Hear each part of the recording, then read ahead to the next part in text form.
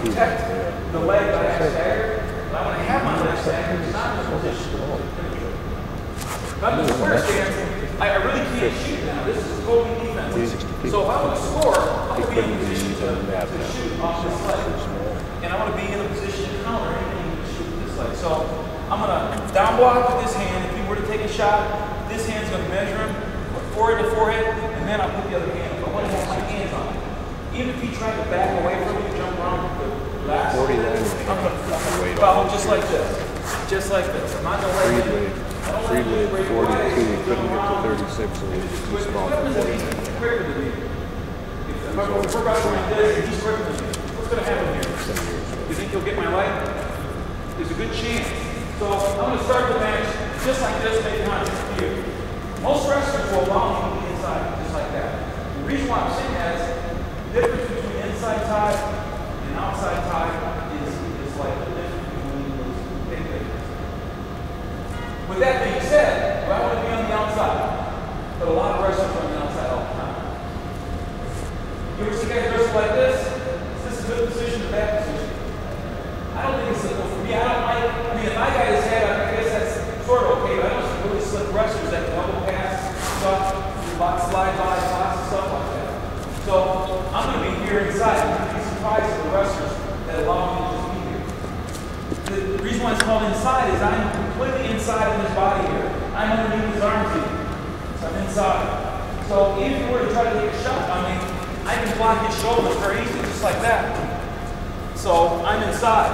Now, if he was on the inside, same thing can happen to me. If he goes to take a shot, there is no, I don't have a block there. So I'm looking for the inside tie all the time.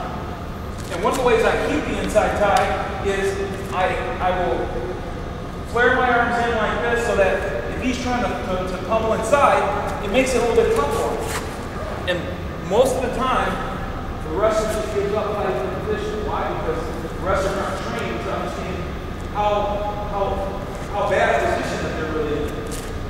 So from this inside tie, right from here, one of the first things I'm looking for is I want to attack the leg that's closest. 90% of wrestlers are right leg staggered, and I don't know why that is. I think coaches just teach it that way. But if it's almost like a southpaw in boxing, you know what that is? And that usually screws people up because now it's totally different than how they've been trained in the room. Because most coaches coach right punches, right leg staggers. Wrestling, boxing, it's just right leg. So most people are right leg staggers. So most people that wrestle is going to stagger just like that. So I want to go after that leg that's closest.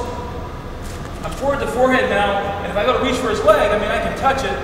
But look what happens if I just move. You can say where you are. If I just move here, you think he'll notice if I do that? You think that's a big deal to him if I move there? Yes or no? Now look at the difference. I can reach way deep to his leg, so I just move back to where I was. It's not the same. Number one, his head's in the way, and the line of sight is much closer. You can see me coming. So as I'm wrestling, which direction do I want to move if I'm wrestling this guy? I'm moving like, so for wrestling, I'm moving like this. So I'm jerking him here.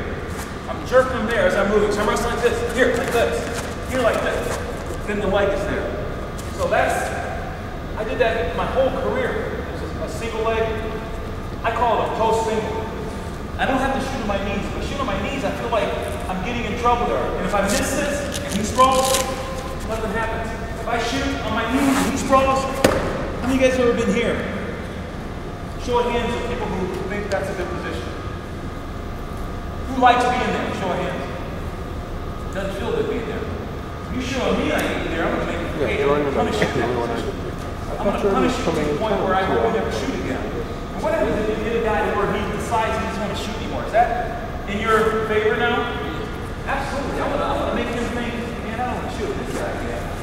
But in terms of the offense, inside tie, if he lets me inside just like this, and he tries to fight inside himself, I just make it a little bit tough. And if he gets inside, I start over and come back inside. If he gets inside, inside. Do you think he'll quit after a while and let me stay here? And I only need to be here for about 2 seconds. So let's just say he comes inside, I fight it off, so I come inside again now, here, boom. Just a couple seconds is all I need. Inside tie, and I'm posting in. When I say post, he starts to sprawl, my head's here and he can't come over top of me. And this arm is still inside. See how it's got his arm propped up? If I drop my head, look at the difference now. I end up here. Or if I shoot with my head outside, there's just too much room there. So, first thing I'm going to work on is inside tie, post single. I drilled this thousands of times. Inside, I took the guy and I split him in half in my mind, right there. And I'm going to be on the side where his leg is. Here.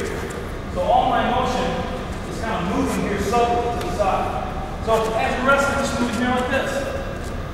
Toe to toe here, I know the leg is very close.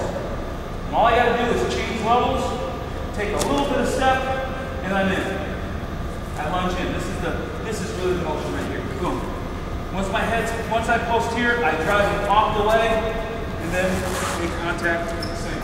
So you're working. We're going to work on this inside step. Go.